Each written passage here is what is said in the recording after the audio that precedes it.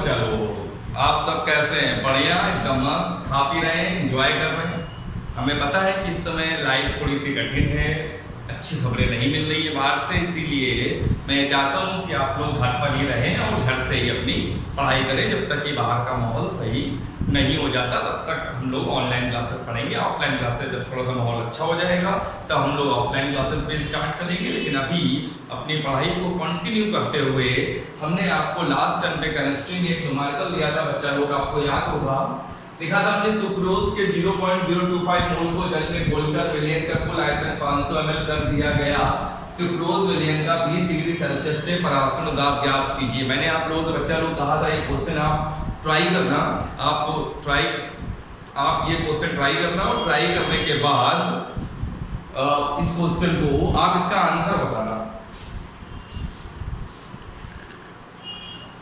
आप इसका आंसर बताना हमें। तो बच्चा लोग आप लोगों ने आंसर रिप्लाई किया नहीं है कमेंट में। हम बच्चा लोग जब आप लोग अच्छे से पढ़ोगे, हमारी बात मानोगे और हमने जो न्यूमेरिकल आपको दिया था आप लोग कमेंट में उसका आंसर लिखोगे तो हमें भी प्रोत्साहन मिलेगा कि आपको ऑनलाइन और अच्छे से कैसे पढ़ाया जाए। लेकिन जब आप लोग रिएक्ट नहीं करोगे तो फिर मज़ा नहीं आएगी। तो बच्चा लोग आप लोग रिएक्ट जरूर किया करो।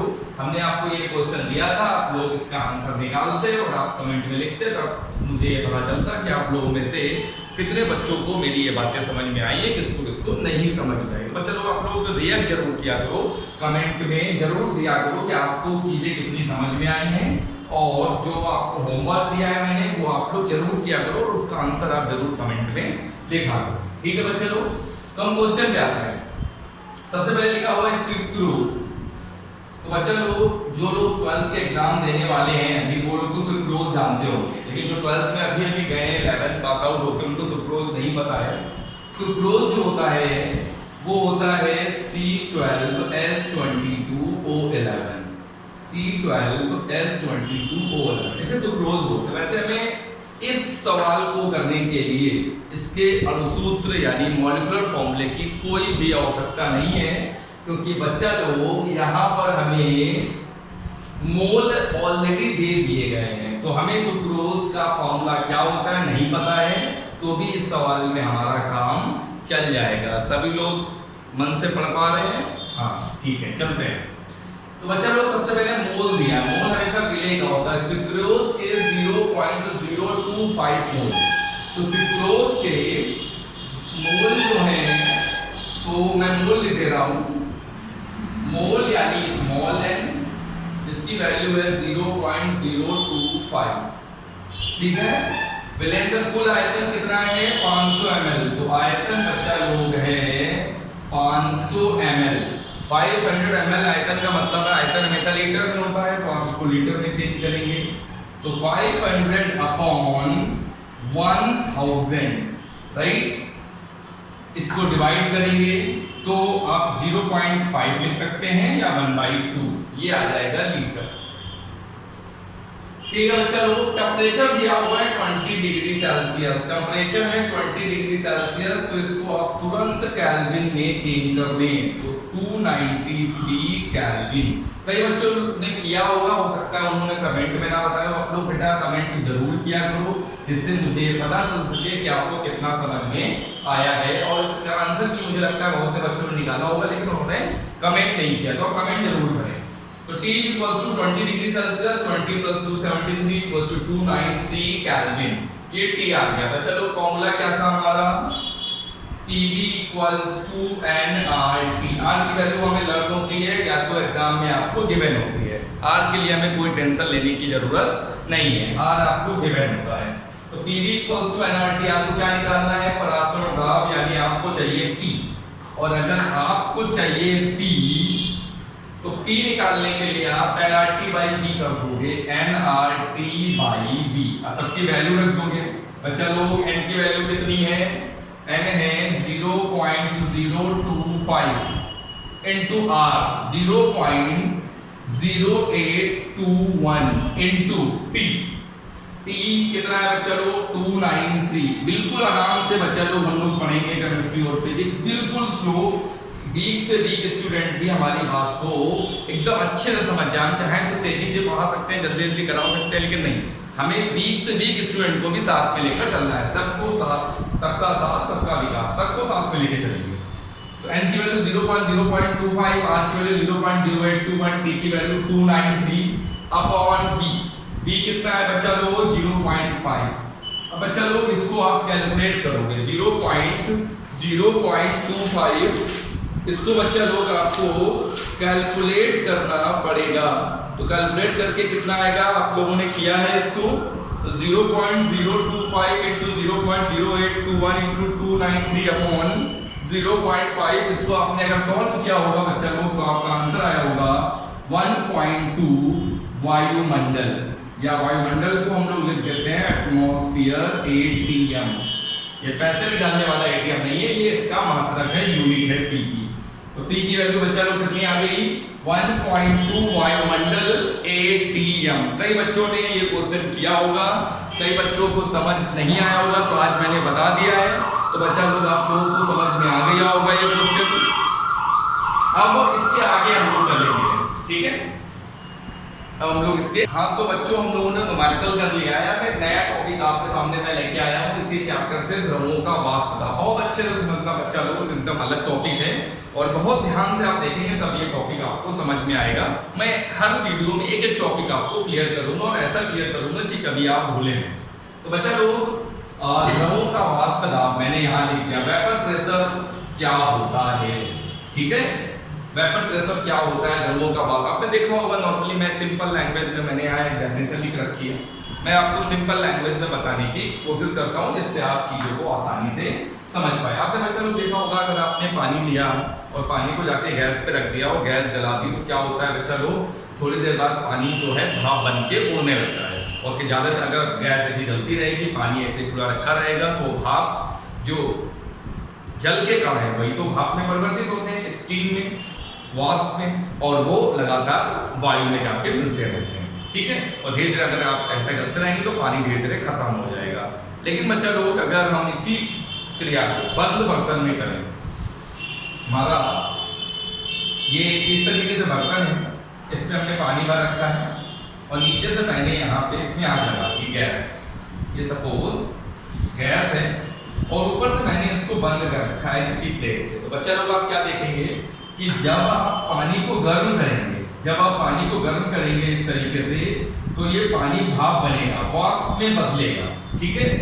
वाष्प में बदलेगा और वाष्प में बदलने के बाद जो पानी और जो ऊपर प्लेट आपने लगाई है, पानी की सतह और प्लेट के बीच का जो गैप होगा, यहाँ पे वो भाप, यहाँ पर आपकी भाप जो रहेगी वो इकट्ठा रहेगी। यहाँ यानी यहाँ तक तो आपका ये पानी था, यहाँ तक आपका पानी था, यहाँ तक तो आपका पानी था, और यहाँ पर जो पानी है वो भाप बन गया, वाष्प में बदल गया, वेपर में कन्वर्ट हो गया। थोड़ा सा मैं डिफरेंस आपको बताऊंगा, स्टीम एंड वेपर में क्या डिफरेंस होता है। एक होती है भाप, एक होती है वाष्प, ठीक है? एक वेपर है, एक स्टीम है, बहुत और डिफरेंट, बहुत और सेम, बस लिटिल बिट डिफरेंट, ठीक है?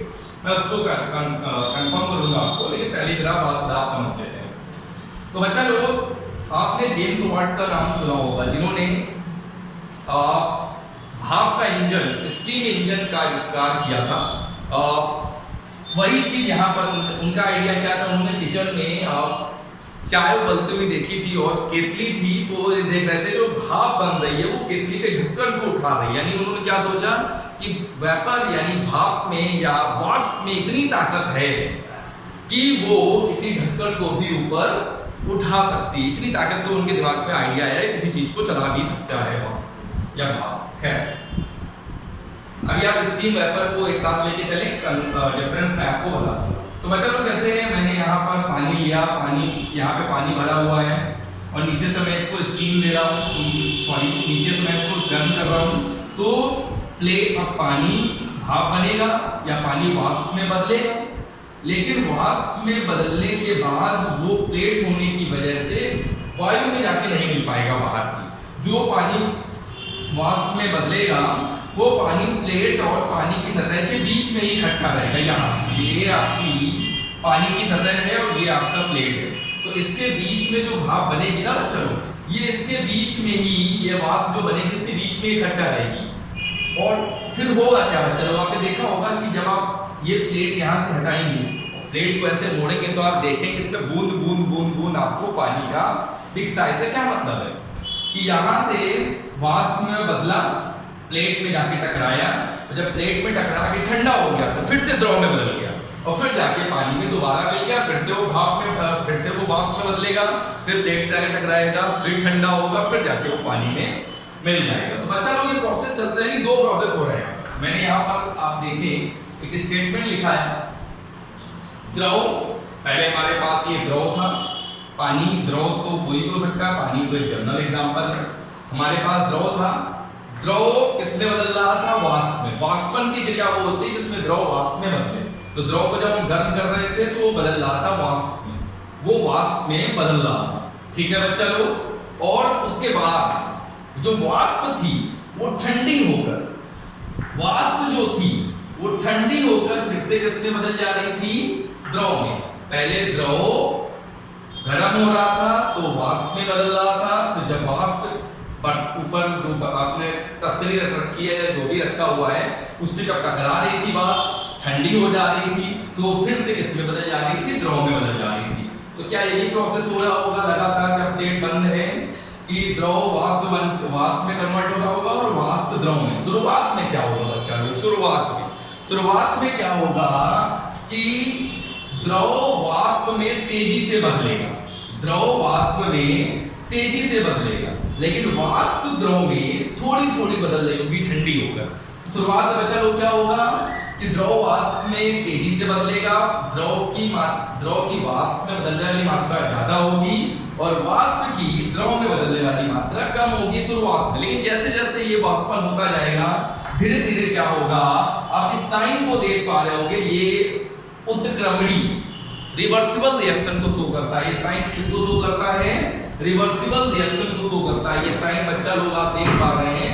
तो दो जो ये अभिक्रिया है वो अग्र दिशा में भी जा रही है और ये अभिक्रिया जो है वो पश्चिम दिशा में भी जा रही है, यानी ये अभिक्रिया दोनों दिशाओं में गति कर रही है। तो बच्चा लोग जरा आप ये समझे बहुत अच्छे से कि शुरुआत में द्रव से वाष्प तेजी से परिवर्तन होगा और वाष्प से द्रव धीमे धीमे, यानी अग्र अभिक्रिया तेजी से होगी, पश्च अभिक्रिया धीमे धीमे होगी। लेकिन एक समय ऐसा आएगा धीरे धीरे कि अग्र अभिक्रिया का वेग घटता जाएगा, यानी द्रव से वाष्प में बदलने की क्रिया घटती जाएगी और वाष्प से द्रव में बदलने की क्रिया बढ़ती जाएगी। और एक समय ऐसा आएगा जब द्रव से वाष्प में बदलने की क्रिया घटते घटते और वाष्प से द्रव में बदलने की क्रिया बढ़ते बढ़ते दोनों अभिक्रियाओं की दर या चाल एक समान हो जाएगी। जिस समय बच्चा लोग दोनों द्रव से वाष्प में बदलने की, जैसे सपोज द्रव से वाष्प में बदलने की क्रिया थी 50 और वाष्प से द्रव में बदलने की क्रिया थी शुरुआत में 10 तक। चलो एक एग्जांपल, इस शुरुआत में द्रव से वाष्प में 50 कण बदल रहे हैं और वाष्प से द्रव में 10 कण बदल रहे हैं। धीरे धीरे क्या होगा, ये बढ़ती जाएगी, ये घटती जाएगी। तो इधर से ये 50 से सपोज 40 हो गया और ये बढ़ के 10 से 20, ये 40 से सपोज ये 30 हो गया। द्रव से वाष्प में तो घट रहा है, 40 से 30 होगा, ये 20 से बढ़ के हो गया 30। तो एक समय ऐसा आएगा जब द्रव से वाष्प में बदलना और वाष्प से द्रव में बदलने की जो क्रियाएं हैं या जो अभिक्रिया की दर है वो एक जैसी हो जाएगी। आप जानते हैं इस अवस्था को बोलते हैं साम्यावस्था, इक्विलिब्रियम। तो मैंने एक परिभाषा नीचे लिख रखी है, मैं इसको पढ़ देता हूं। मैंने इसको आपको एक्सप्लेन कर दिया, इसको मैंने आपको एक्सप्लेन कर दिया। अब मैं जरा इस परिभाषा को पढ़ देता हूं जो लिखी है। किसी ताप पर द्रव और उसकी वाष्प के मध्य साम्य की अवस्था, द्रव और उसकी वाष्प के मध्य साम्य की अवस्था में वाष्प का दाब द्रव का वाष्प दाब कहलाता है। तो हम लोग यहाँ यही समझने की कोशिश कर रहे हैं कि आखिर द्रव का वाष्प दाब है क्या। तो क्या बताया गया, किसी ताप पर द्रव और उसकी वाष्प के मध्य साम्यावस्था पर वाष्प का जो दाब होता है वही द्रव का वाष्प दाब कहलाता है। मैं एक बार रिपीट कर देता हूं कि जिस समय ये उत्क्रमणीय अभिक्रिया है, वैसे आपको चीजें ना समझ आया करें तो आप वीडियो में पीछे जाएं, फिर से उस बात को सुनें। जब तक आपको ना चीजें समझ आए आप वीडियो को रिपीट करते हैं। वैसे एक बार में ज्यादा से ज्यादा 2 बार में आपको समझ में चीजें सारी आ जाएंगी। बच्चा लोग अगर आप ध्यान से वीडियो को देखेंगे, पूरा वीडियो जरूर देखा करें, क्योंकि ये कोई मूवी का ट्रेलर या मूवी नहीं कि आप कट करके देख रहे हैं। आप पूरा वीडियो देखिए, पढ़ाई का वीडियो है, तभी आपको सारी चीजें समझ में आएंगी, कट करके बिल्कुल ना देखें। तो द्रव से वाष्प, वाष्प से द्रव, तो हमने क्या बोला, द्रव का वाष्प पदार्थ क्या है, किसी ताप पर द्रव और उसकी वाष्प के बीच जब साम्यावस्था होती है, जिस किसी ताप पर द्रव और द्रव की वाष्प के बीच जब साम्यावस्था होती है, तो उस समय साम्यावस्था के समय द्रव का, साम्यावस्था के समय वाष्प का जो दाब होता है वही द्रव का वाष्प दाब कहलाता है। किसी ताप पर द्रव और उसकी वाष्प के मध्य साम्य की अवस्था में, जब साम्य की अवस्था थी उस समय वाष्प का जो दाब था, उस समय वाष्प जो दाब डाल रही थी वही द्रव का वाष्प दाब कहलाता है। बच्चा लोग एक चीज मैं और आपको क्लियर कर दूं यहाँ पर, वो ये है कि वाष्प दाब क्वथनांक से काफी हद तक रिलेटेड होता है। कैसे, ये बच्चा लोग मैं आपको एक्सप्लेन कर देता हूं। क्वथनांक आपने सुना होगा, समझा होगा, लेकिन आज जो मैं बताने जा रहा हूं उसको ध्यान से सुनिए। क्वथनांक मतलब होता है बॉइलिंग पॉइंट, वो ताप जिस पर कोई द्रव उबलने लगता है, खौलने लगता है, भाप में परिवर्तित होने लगता है, गैस में परिवर्तित होने लगता है। अब हम वाष्प दाब के आधार पर क्वथनांक की परिभाषा देते हैं, तो हम बोलते हैं जिस निश्चित ताप पर द्रव का वाष्प दाब वायुमंडलीय दाब के बराबर हो जाता है, दाब के बराबर हो जाता है, जिस निश्चित ताप पर द्रव का वाष्प दाब वायुमंडलीय दाब के बराबर हो जाता है, उस निश्चित ताप को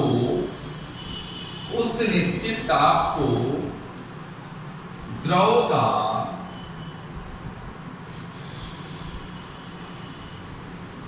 क्वथनांक कहते हैं। तो बच्चा लोग, ये मैंने आपके सामने एक परिभाषा लिखी है, इसको आप बहुत अच्छे से समझ लें। बिल्कुल सिंपल है, मैं आपको सिंपल शब्दों में एक्सप्लेन करता हूं। मैंने लिखा है यहाँ पर क्वथनांक, यानी जिसे हम लोग बॉइलिंग पॉइंट बोलते हैं। तो बच्चा लोग, क्वथनांक को वाष्प दाब, क्वथनांक मैंने जो यहाँ पर आपका लिखा है क्वथनांक, इसको मैं वाष्प दाब के हिसाब से मैं आपको एक्सप्लेन करना चाहता हूँ। क्वथनांक वैसे आपने पढ़ा होगा, समझा होगा, अब वाष्प दाब के हिसाब से कैसे आप इसको रिलेट करेंगे ये मैं आपको बताना चाहता हूँ। तो मैंने क्या बोला, जिस निश्चित ताप पर द्रव का वाष्प दाब वायुमंडलीय दाब के बराबर हो जाता है, उस निश्चित ताप को द्रव का क्वथनांक कहते हैं। यानी द्रव का वाष्प दाब वायुमंडलीय दाब के बराबर जिस ताप पर हो जाएगा, जिस ताप पर द्रव का वाष्प दाब वायुमंडलीय दाब के बराबर हो जाएगा, वो ताप उस द्रव का क्वथनांक कहलाएगा। इसका सीधा सा मतलब है कि आप क्या करेंगे, वाष्प दाब को वायुमंडलीय दाब के बराबर करेंगे, और जिस ताप पर द्रव का वाष्प दाब वायुमंडलीय दाब के बराबर हो जाएगा, उस पर्टिकुलर टेम्परेचर को, ताप को आप क्या बोल देंगे, बॉइलिंग पॉइंट या क्वथनांक बोल देंगे उस द्रव को। अब बच्चा लोग, हम लोग आगे चलते हैं। आगे है इसमें हमारा, आगे बच्चा लोग इसमें हम लोग चलेंगे तो इसमें बहुत ही सिंपल चीजें हैं। एक राउल्ट का नियम है। पहले तो वाष्प दाब में अवनमन संबंधी राउल्ट का नियम,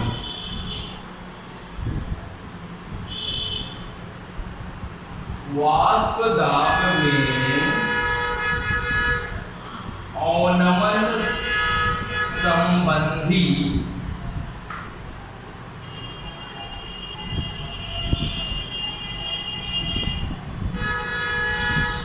वाष्प दाब में अवनमन संबंधी राउल्ट का नियम। एक ये बच्चा लोग एक रूल है जो आपको समझना है। वाष्प दाब में अवनमन संबंधी राउल्ट का नियम,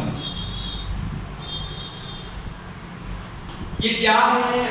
वाष्प दाब में अवनमन क्या? अवनमन का मतलब हमने आपको बच्चा लोग बताया था, होता है कम। तो वाष्प दाब में अवनमन संबंधी राउल्ट का नियम ये हमें देखना है। ठीक है बच्चा, एक साइंटिस्ट थे राउल्ट साइंटिस्ट थे, तो इनका नियम मुझे जानना है कि आखिर राउल्ट ने क्या बताया था। ठीक है, चलो देखते हैं। ऑनमन मतलब कमी। तो बच्चा लोग आप जानते हैं सबसे पहले हमारे पास होता है विलायक। विलायक में हम मिलाते हैं विलेय और तब बनके तैयार होता है विलेय। सभी को पता है, सभी को पता है, पूरी दुनिया को पता है ना, मोहल्ले वालों को भी पता है, सबको पता है कि विलायक में विलेय मिलाएंगे तो बनेगा विलयन। विलायक में विलेय मिलाएंगे तो विलयन बनेगा। यानी सबसे पहले हमारे पास क्या होता है विलायक, जब उसमें विलेय मिलाते हैं तब क्या बनता है विलयन। यानी ये नंबर 1 है, ये नंबर 2 है। सबसे पहले हमारे पास पानी होता है, फिर पानी में हम मिलाते हैं शक्कर, तब हमारे पास होता है शरबत। यानी पहले नंबर पे विलायक आता है, दूसरे नंबर पे विलयन आता है, जब उसमें विलेय को मिला दिया जाता है। तो बच्चा लोग जब हम लोग यहाँ पर ये शब्द यूज करते हैं औनमन या उन्नयन, तो यहाँ हम लोग यही देख रहे होते हैं कि विलायक से विलयन में वो चीज बढ़ी है या घटी। विलायक जैसे हम लोग यहाँ औनमन पढ़ रहे हैं वाष्प दाब में, तो हम यहाँ ये देखेंगे कि विलायक के वाष्प दाब से विलयन का वाष्प दाब ज्यादा है या कम है। अगर विलायक के वाष्प दाब से विलयन का वाष्प दाब कम होगा तो हम कह देंगे वाष्प दाब में कमी हो गई, और अगर विलायक के वाष्प दाब से विलयन का वाष्प दाब ज्यादा होगा तो वाष्प दाब में वृद्धि हो गई, यानी उन्नयन हो गया। तो हमने क्या आइडिया किया वाष्प दाब में औनमन, इसका मतलब सीधा सा मतलब हम ये समझेंगे औनमन हो रहा है, इसका मतलब विलायक के वाष्प दाब से विलयन का वाष्प दाब कम होने वाला है। पहले विलायक बाद में विलयन, और औनमन मतलब कमी होगी पहले से दूसरे में, यानी विलायक से विलयन में वो चीज कम होने वाली है। क्या चीज? वाष्प दाब। तो ये क्या मैटर है, इसको कैसे समझेंगे उसको आगे चलते हैं। तो बच्चा लोग इसको आगे समझते हैं हम लोग। यहां पर हमारे पास विलायक है, विलायक का वाष्प दाब कुछ मान लेते हैं, और उसके बाद हमारे पास है विलयन। विलयन का वाष्प दाब भी कुछ मान लेते हैं। मान लिया हमने दो है विलयन और विलायक, तो हमने मान लिया कि विलायक का वाष्प दाब जो है P0, आप कुछ भी लेट कर ले, P नाउन P0, और विलयन सॉल्वेंट एंड सॉल्यूशन, इसका वेपर प्रेशर कितना है PS लगा देते हैं, इसमें लगा देते हैं PS, इसको लिख दिया P0, इसको लिख दिया PS।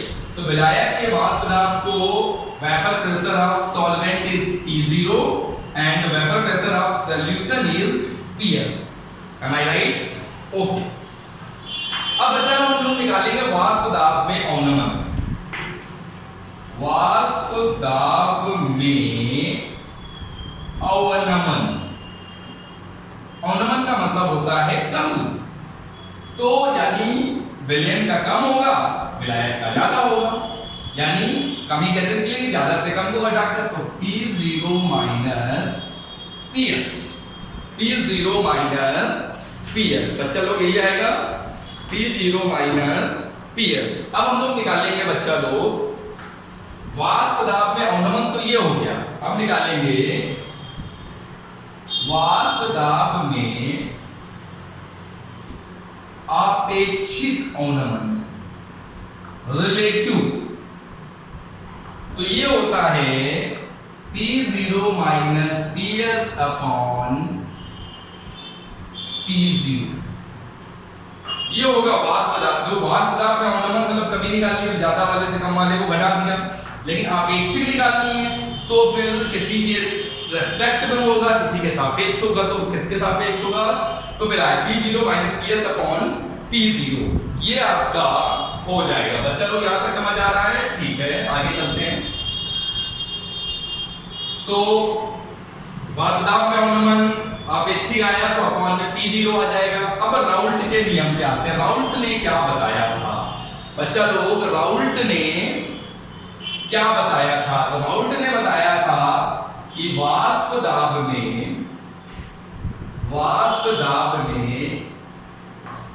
आपेक्षिक अवनमन विलेय के मोल प्रभास, विलेय के मोल प्रभास के बराबर होता है। क्या समझे बच्चा लोग? वाष्प दाब का अपेक्षिक अवनमन विलेय के मोल प्रभास के बराबर होता है।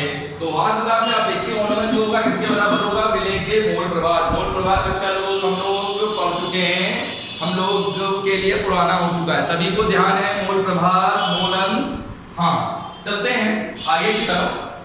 तो बच्चा लोग हमने आपसे जो राउल्ट ने बताया, वो राउल्ट ने ये बताया कि वाष्प दाब में अपेक्षिक अवनमन जो है वो विलेय के मोल प्रभास के बराबर है। तो हम सीधे लिख सकते हैं वाष्प दाब में आपेक्षिक अवनमन बराबर विलेय का मोल प्रभास, विलेय का मोल प्रभास। वाष्प दाब में अपेक्षिक अवनमन इज इक्वल्स टू विलेय का मोल प्रभास। बच्चा लोग समझ आ रहा है आप लोगों को?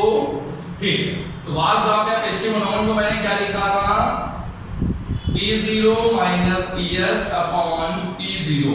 और विलेय के मोल प्रभास आपको अच्छे से याद होंगे। विलेय का मोल प्रभास small n upon small n plus capital N। मैं आपको ये पहले ही बता चुका हूँ, तो रिपीट करने की आवश्यकता नहीं है, आपको ध्यान होगा ये।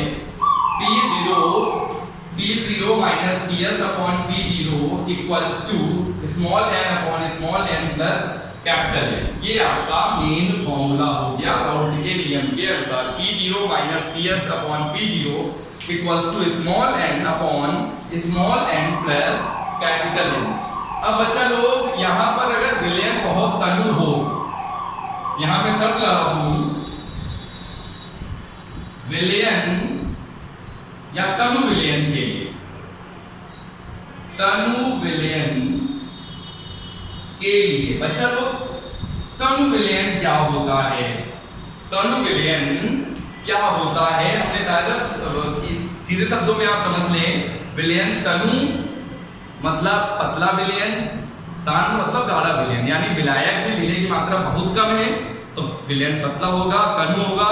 और विलायक की तुलना में विलेय की मात्रा अगर ठीक ठाक है, काफी अच्छी खासी है, तो विलयन शांत होगा और गाढ़ा होगा। अब यहाँ पे तनु विलयन के लिए शर्त लगाए तो बच्चा लोग आपको बताया तनु विलयन का मतलब ये हो गया कि आपने 10 लीटर पानी में 10 लीटर वाटर में 10 ग्राम शक्कर घोल दी, 10 ग्राम शक्कर शुगर, तो क्या होगा? विलयन तनु अगर आप 10 लीटर पानी में 10 ग्राम शक्कर घोलेंगे, पता चलेगी नहीं पता चलेगी? क्या गाढ़ापन आएगा? बिल्कुल गाढ़ापन है। विलयन बहुत ही कैसा होगा? तनु होगा। और तनु विलयन है तो सीधी सी बात है, विलायक की तुलना में विलेय की मात्रा बहुत कम होगी। और जब विलायक की तुलना में विलेय की मात्रा कम है तो विलेय के मोल प्रभास भी विलायक के मोल प्रभास की तुलना में कम होंगे। तो बच्चा लोग समझ आ रहा है तनु और सांद्र? ठीक है। तनु विलयन के लिए क्या होगा कि विलेय की मात्रा विलायक की तुलना में बहुत कम होगी। जब मात्रा बहुत कम है तो विलेय के मोल भी, जब मात्रा बहुत कम होगी तो विलेय के मोल भी विलायक के मोल की तुलना में बहुत कम होंगे। इसका मतलब हो जाएगा कि small n is less than capital N। बच्चा लोग इसका मतलब समझ पा रहे हो? सभी लोग समझ पा रहे हो बच्चा लोग? n इज लेस देन आपको फिजिक्स से याद आ रही होगी। l is less then r कुछ याद आ रहा है? फिजिक्स में हम लोगों ने ऐसी ही कुछ कंडीशन ली थी जहां पर हमने लिखा था L is less then r। ध्यान आ रहा होगा? इस तरीके से याद आ रहा है? L का मान r से बहुत छोटा है। वैसे ही यहाँ पर तनु विलयन है तो विलेय के मोल विलायक के मोल की तुलना में बहुत ही कम होंगे, जिसको हम लोग नगण्य या नेग्लिजिबल भी बोलते हैं। ठीक है। तो बच्चा लोग क्या आ जाएगा? E0 minus PS upon P0 equals to small n upon small n plus capital N तो था, लेकिन जब शर्त हमने लगा दी डाइल्यूट सॉल्यूशन, तनु विलयन मतलब डाइल्यूट सॉल्यूशन, तनु विलयन के लिए हमने साथ लगा दी, तो n is less then n, n की स्मॉल n की वैल्यू, स्मॉल n का मतलब समझते हैं ना आप लोग, विलय स्मॉल यानी विलय के लिए है, कैपिटल मतलब विलायक के लिए। तो इस विलय के मोल विलायक की मोल की तुलना में बहुत कम है, तो अगर इसमें इसको जोड़ा जाएगा तो कोई ज्यादा फर्क नहीं पड़ेगा। तो बच्चा लोग आप क्या करेंगे, यहाँ से ऐसे लिख देंगे इसको, तो P0 minus PS upon P0 is equals to small n upon capital N plus small n नहीं लिखेंगे क्योंकि small n is less than capital N है, तो उसमें ना जोड़ा जाए तो उसमें कोई फर्क, स्मॉल n में कैपिटल N में ना जोड़े तो उसमें कोई फर्क नहीं पड़ेगा, ऊपर स्मॉल n बना रहेगा। तो ये आपका फॉर्मूला आ गया तनु विलयन के लिए। इसमें और थोड़ा सा करेक्शन कर सकते हैं, करेक्शन आप ये कर सकते हैं इसमें कि P0 minus PS upon P0 equal to विलय का मोल होता है विलय का ग्राम में भार बटे विलय का अनुभार, विलायक का मोल होता है विलायक का ग्राम में भार बटे विलायक का अनुभार। तो बच्चा लोग आप इसको इस तरह से फॉर्मूला लर्न कर सकते हैं, P0 minus PS upon P0 equals to small w equals to small w into capital M upon small m into capital W। ये आपका जनरल फॉर्मूला आ गया तनु विलयन के लिए।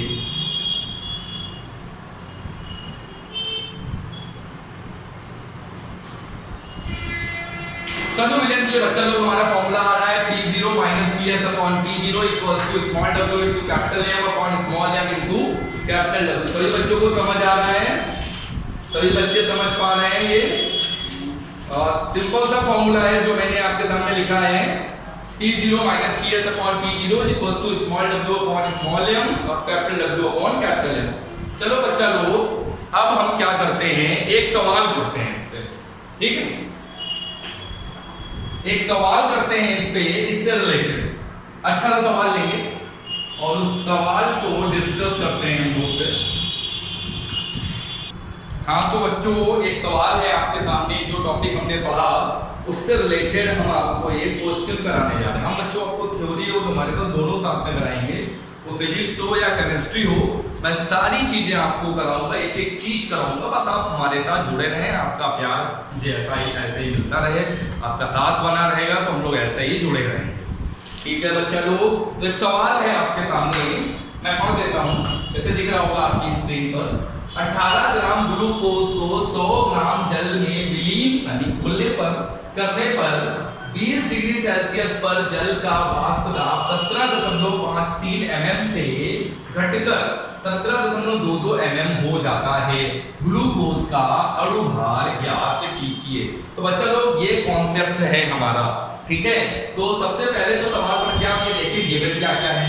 तो ग्लूकोज जल है, जल ही जीवन है, जल ही विलायक है। तो ग्लूकोज जो आपका है, जो ग्लूकोज है वो स्मॉल w विलेय, ग्लूकोज जहां जल है वहां दूसरी चीज विलेय ही होगी, जल विलायक होगा। 18 ग्राम जो जल है कैपिटल W वो है 100 ग्राम, ठीक है बच्चा लोग। उसके बाद टेम्परेचर आपको दिया गया है 20 डिग्री सेल्सियस, ठीक है।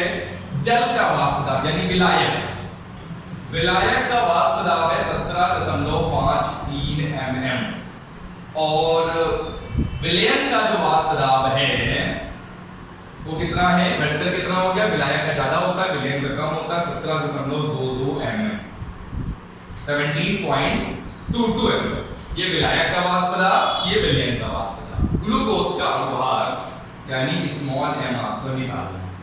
अच्छा, कैपिटल W यानी जल, विलायक के लिए हमेशा कैपिटल, विलय के लिए स्मॉल। कैपिटल W यानी जल, जल का अणुभार होता है 18।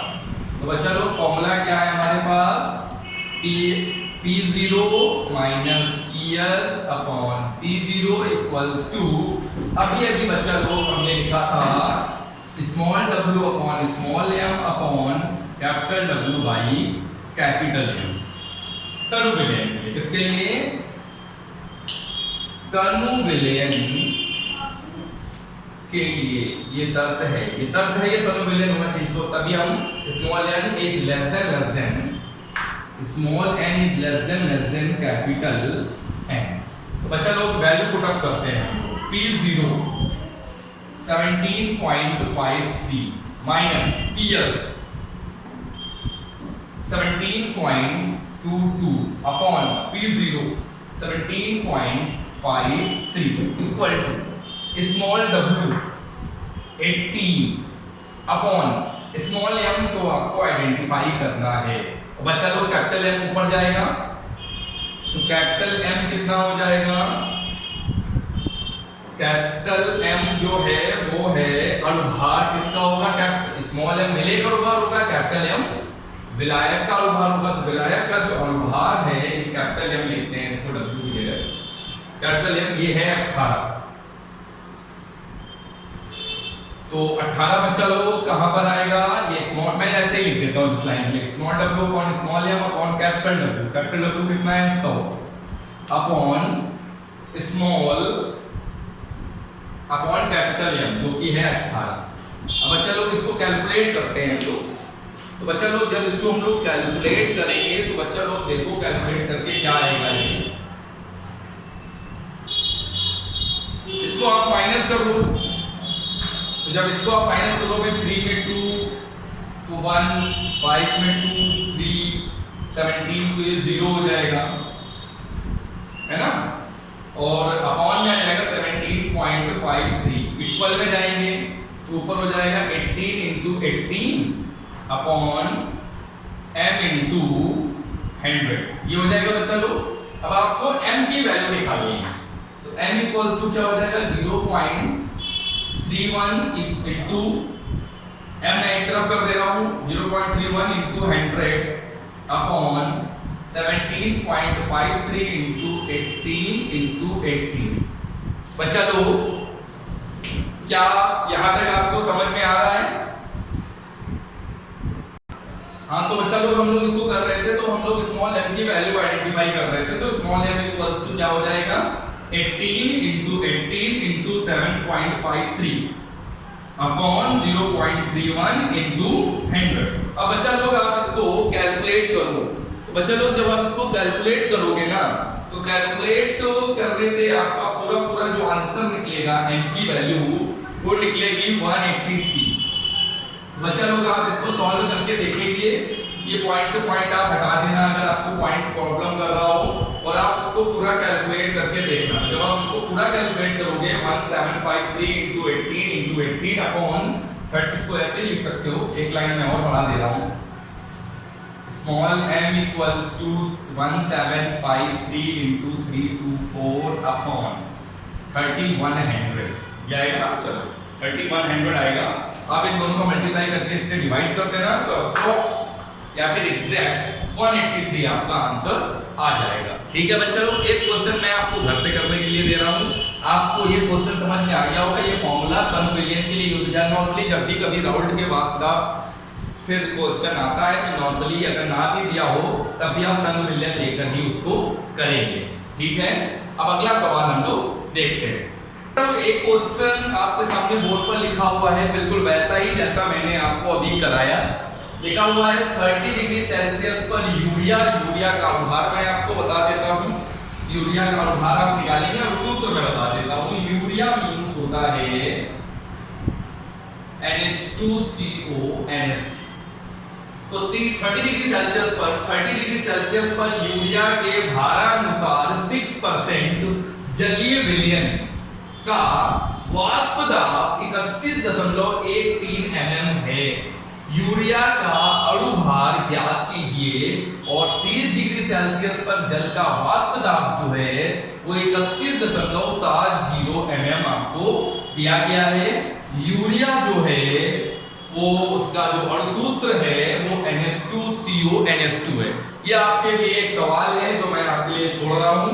ये सवाल आप लोग घर पे करेंगे, कोशिश करेंगे सभी लोग इस सवाल को करें और इस सवाल को करने के बाद जब आपका आंसर आए तो आप कमेंट में जरूर आंसर लिखें। मैं ये देखना चाहता हूं जितने बच्चे वीडियो देख रहे हैं क्या मेरी बातों को समझ पा रहे हैं, क्या टॉपिक समझ पा रहे हैं, क्या उनको क्वेश्चन समझ में आ रहे हैं। अगर समझ में आ रहे हैं तो आप ये क्वेश्चन जरूर घर पे सॉल्व करना। सॉल्व करने के बाद अगर आपको कोई भी प्रॉब्लम है तो आप कमेंट में लिखना और इसका आंसर आप कमेंट में जरूर लिखना। मैं आशा करता हूं कि आप सभी लोग इस क्वेश्चन को सॉल्व करके आंसर कमेंट में जरूर लिखेंगे। ठीक है बच्चा लोग, आज की वीडियो में यहीं तक रखते हैं। इससे अगला टॉपिक हम लोग नेक्स्ट टर्न पे स्टार्ट करेंगे।